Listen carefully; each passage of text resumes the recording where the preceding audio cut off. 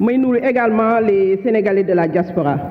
Madame le ministre, si votre rapport, vous prenez comme exemple l'Allemagne nazie et le Rwanda. Je rappelle que dëkk yooyu ñuy wax noonu, c'est des pays qui étaient en guerre, pour donner les motifs ou bien pour expliquer li nga xam ne moo jëm ci amnistie bi. Et je vois là une contradiction parce que depuis daaw damay dégg ñuy wax ne le Sénégal est en paix. Depuis daaw damay dégg ñu ne le Sénégal c'est une très grande démocratie. Et je vois là une contradiction.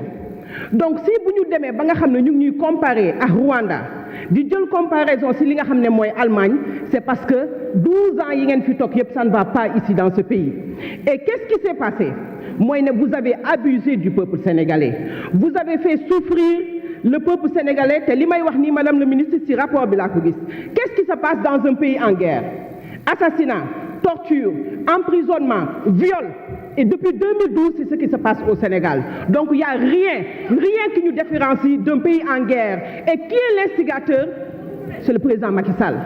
Donc pour cela, et dans ce siège, journalistes, ouvriers, étudiants, personne n'a été épargné pendant ces 12 années au pouvoir.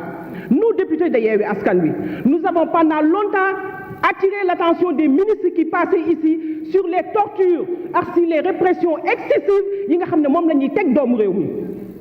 Mais toujours vous avez applaudi les réponses du ministre ici. Monsieur, chaque fois le ministre, qu'est-ce qui se passe aujourd'hui? Qu'est-ce qui se passe aujourd'hui? Qu'est-ce qui a changé aujourd'hui? Loi d'amnistie. C'est ça ma grande question. Et je ne peux pas comprendre. Reyna Sadom, bal na la ak. Damana sa tanku dom, bal na la ak. Yak na say bien, bal na la ak. Torturer na la, bal na la ak. Ce n'est pas sérieux qui va baler ak tay. C'est les victimes de ce régime depuis 2012 et pas le président. Et je ne comprends pas aujourd'hui pourquoi celui qui a été au centre de ce désaccord, que celui qui a été au centre de l'incohésion bi nga xam ne amul woon Sénégal, lui-même il veut venir pour dire que moom mooy organiser li nga xam ne mooy pardon bi te lu ñiit njaak moom moomu mooy njaak. Ça je ne le comprends pas et je ne le comprendrai jamais. Alors pour la diaspora, je dis ici, avant même de parler de la diaspora, je dis non à l'impunité. Non à l'impunité. Parce que tout simplement, ku rey, ku torturer, ku tuur deret, tu dois être traduit en justice. Traduit en justice, nous situer les responsabilités. C'est pourquoi je suis vraiment désolée, Madame le ministre, parce que j'ai vu ici, vous avez ce passage, vous dites, au contraire, c'est parce que la vérité est connue qu'il est d'autant plus fondamental de pardonner. Madame le ministre, mën nga jàkkaarloo Sénégalais les yeux dans les yeux nga ne leen la vérité est connue si ñu tëj. Mën nga jàkkaarloo Sénégalais yi vous osez regarder les Sénégalais pour leur dire qu'on connaît la vérité, xam nañu ku def, xam na ku deful. Je pense que la vérité leeragul amaguñu dëgg. Donc qu'est-ce qui se passe aujourd'hui? Génne leen xale yi ñu ñibbi maintenant. Pour la diaspora, je parle à son nom, je dis la diaspora dit non parce que xam ngeen ne l'internationalisation de ce combat ñun ñoo ko mené dans la diaspora. La CPI ñun ñoo gunge li nga xam ne moom mooy plainte bi dem CPI. Donc nous disons non à l'impunité.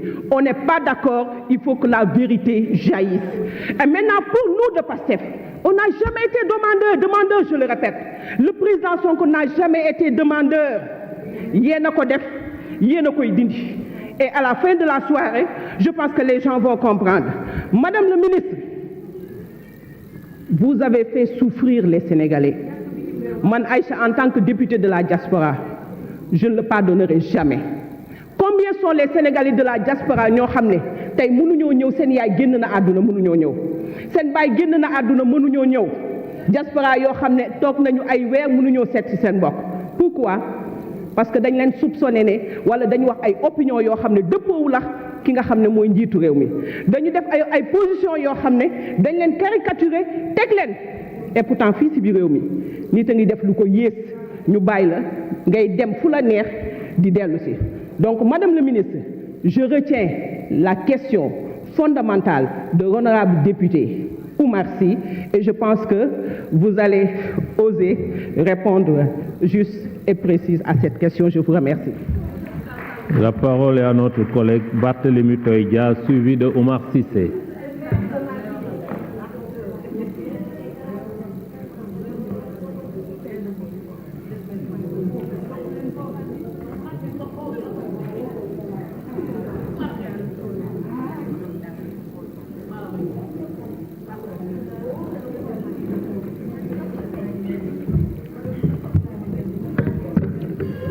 Madame le garde des Sceaux, ministre de la Justice, Messieurs les ministres, chers collègues députés. Madame le ministre, je voterai non contre ce projet d'amnistie parce que je ne comprends pas ce qui motive ce projet.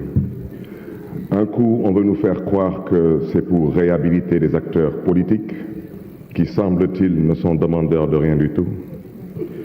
Madame le ministre, je voudrais vous dire, le maire de Dakar que je suis, vous le savez parce que vous avez été mon avocat.